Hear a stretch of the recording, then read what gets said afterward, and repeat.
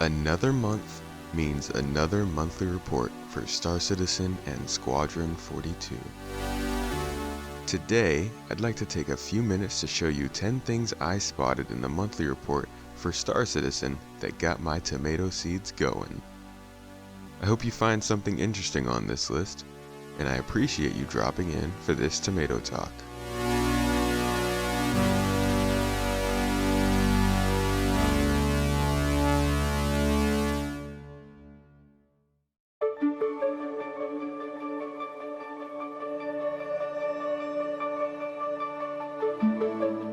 Of all the major ship makers of this game, there's one company that hasn't had a release yet. We've had several Crusader Industries ships on the radar for years now, but not until 2020 have we seen that the ships are getting work done. We've seen the progress of the Hercules Starlifter through the white box phase over the last few months, and now we get an update in the monthly report of April, where we received this nugget of information. In the UK, progress on the Crusader Hercules continued. The bulk of the exterior is now in gray box complete, while the thrusters and turrets are currently being worked on.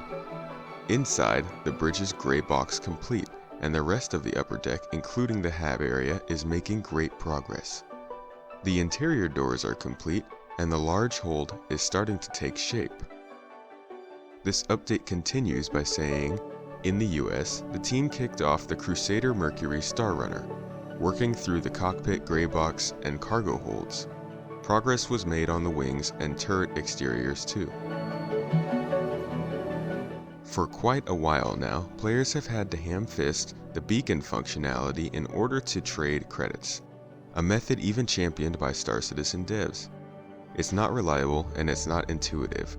We knew we would see a finance tab on the mobiGlas soon, and we've now received a reminder that the trading app is in development for both currency and eventually items.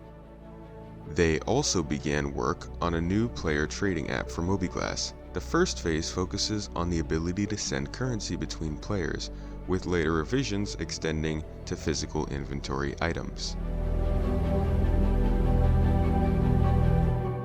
Big ships can't be spawned in certain places because hangars won't fit them.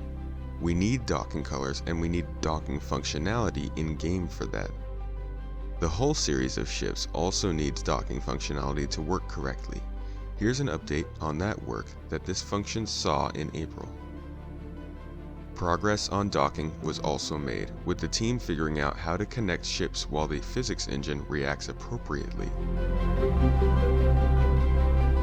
Landing zones will always be getting updates as technology is improved, a pleasant reality that we see confirmed in this update on the lighting setup in Lorville. With Alpha 3.9 work wrapped up, the lighting team looked at adding a day and night setup to Lorville, which will create different ambient moods depending on the time of day.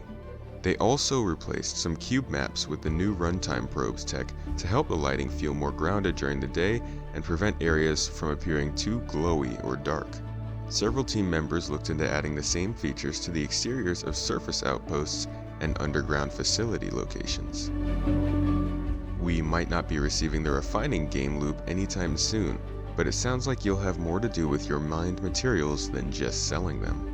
System Design started implementing the new refining station kiosk. This will be used by players to convert their raw materials into refined goods that can be sold for higher prices. When live, players will have to take their mixed materials to a station with refining capabilities and then start a refining job. Based on the type of refining process, the materials they want to refine or discard, and how busy the refinery is, the payer will pay a price and the job will begin. Refining will then run, even if the player is not present in the station or logged on. Once finished, the player will receive a notification and will be able to return to the station to collect their goods. Long ago, we saw a glimpse at explosive decompression through the adaptation of the room system. Not sure where that stands at this point, but it seems the room system will tie into life support to allow for additional gameplay.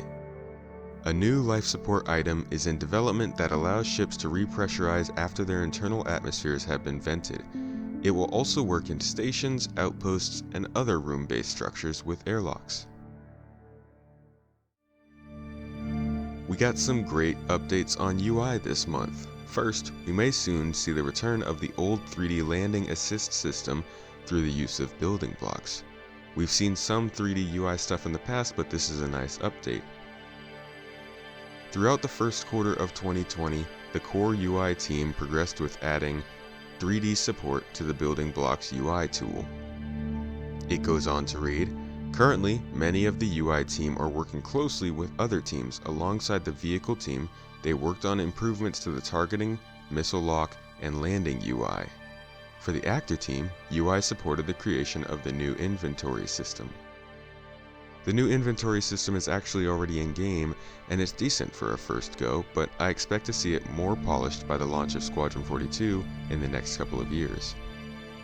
And while the 3D missile locking animations may be cool, it's too cluttered, and the targeting system needs to remain clean and concise. I'm looking forward to where this goes, and I'm happy Building Blocks seems to be having such a tangible effect on feature progress now. Not really something I think about too often in game, the fire propagation system is being worked on.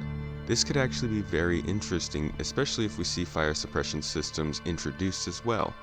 I always thought it was weird that fire had no effect on anything, really. The update reads, the ship and environmental fire propagation system was further developed. This will spread fire based on various material parameters such as fuel, surface type, and oxygen level. They also plan to make the fire interactive with environments and player interaction, such as wind blowing it around or reacting to a player's fire extinguisher. Fire hazards progressed well too, with a set of look dev videos being produced to help visualize goals and push conversations further. The AI in hangars are pretty standard 100-mile stare AI and don't really do much to make the hangar feel like a home for your ship. AI and animation updates seem to suggest that may be changing soon. Last month, animation supported social AI with ship hangar work. This mentioned again later on. They worked with social AI on new usables, including the bartender and a wide variety of new additions for hangar behavior. And finally, from the AI side, a small hint at AI working with ships. Work started on compound usables, which can inherit functionalities from other usables and override data based on specific setups. For example, maintenance or inspection operations on a Gladius might use generic animations in most locations, but a more complex section of the ship may require specific mannequin tags. Finally, we have a secret feature coming up to be announced at an upcoming event. April saw the vehicle technical team incorporate a new in-game system that will be revealed at an upcoming event. As a vehicle feature, I'm not sure what this could be. It could be a far-out system, as it's not set to be implemented, but just revealed. However, the text also does say that it was incorporated, so it's a bit confusing on that front. Maybe this could be physicalized components which are finally removable or targetable. Maybe cargo that can be manually moved. I'm interested in finding out, and I wonder if they'll use the system to introduce a new ship. Tell me what your guesses may be in the comments below. While that isn't the entirety of the monthly report for Star Citizen, those are 10 things I found really interesting that we know were being worked on in April. But don't stop here, take a look for yourself. There are other good tidbits in the report, as well as a Squadron 42 report that I'll link in the video description. Let me know what you were excited to see being worked on.